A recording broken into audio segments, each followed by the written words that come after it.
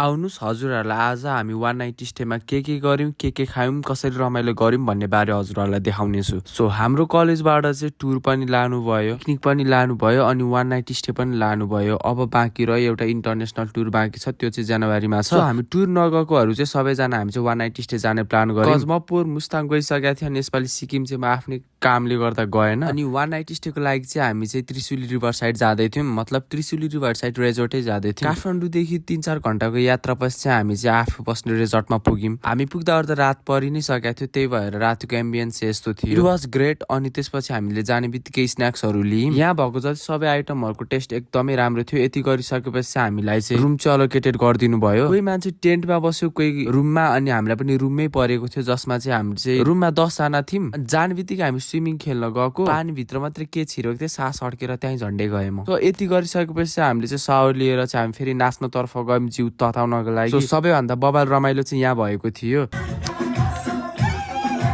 हाल्न त सबै साउन्ड सकिहाल्थ्यो, तर यहाँ हामीले कम्तीमा पनि 1.5 देखि 2 घण्टासम्म नाच्यौँ क्या, नन स्टप। बुझ्नु यार, अर्को कलेजहरू पनि हुन्थ्यो, उहाँ पनि अरूको साइडमा रमाइलो गर्दै हुनुहुन्थ्यो। त्यति नाचिसकेपछि हामी चाहिँ तल क्याम्प फायरमा गयौँ। यहाँ बसेर सबैजना आफ्नो तालमा रमाउँदै हुनुहुन्थ्यो, म्यामहरू पनि गीत गाउँदै हुनुहुन्थ्यो। यति गरिसकेपछि हामीले चाहिँ डिनर लियौँ, तर डिनरको चाहिँ मैले भिडियो खिच्न पाएन। तर डिनरमा चाहिँ भाइ त्यो अगाडि स्न्याक्स खाएर हो कि, तर पनि यति धेरै नाचिसकेपछि भोक त लागेको थियो। डिनरमा चाहिँ अलिकति सबैले इम्प्रुभमेन्ट देखाउनु नै पर्यो भनेर भन्नुभयो है। नट ओन्ली माई फिडब्याक, प्रायः सबैकोबाट त्यही आएको थियो। अनि मैले चाहिँ यहाँ ट्रुथ बोलिदिएँ, ठिकै छ। डिनर गरेर चाहिँ फेरि नाच्यौँ। त्यसपछि नाच्दा नाच्दा एकजनाको ढाड सड्क्यो, अनि त्यसपछि हामीले राति सुत्ने बेलामा भन्दा पनि 2:30 तिर चाहिँ स्न्याक्सहरू खायौँ फेरि आफूले पर्चेस गरेर। बिहान उठेपछि सबैजनाले ब्रेकफास्ट लियौँ। म उठ्दा चाहिँ प्रायः सबैजना नै ब्रेकफास्ट लिइसक्नु भएको थियो, मतलब लगभग हामी 4:30 बजे सुतेको थियो होला। हामी उठ्दा चाहिँ 8 बजिसकेको थियो। त्यहाँबाट कोही हाइक पनि जानुभयो, तर हाइक चाहिँ गएनौँ होइन, तागतै थिएन, आँखा खुल्लेकै थिएन। फेरि सबैजनाले बिहान एकचोटि स्विमिङ हान्यौँ, त्यसपछि लन्च गऱ्यौँ। डिनर चाहिँ त्यस्तै थियो, मैले हजुरहरूलाई भनिहालेँ, तर लन्च चाहिँ मिठो थियो है। त्यहाँ माछा भएर पनि हो कि होइन,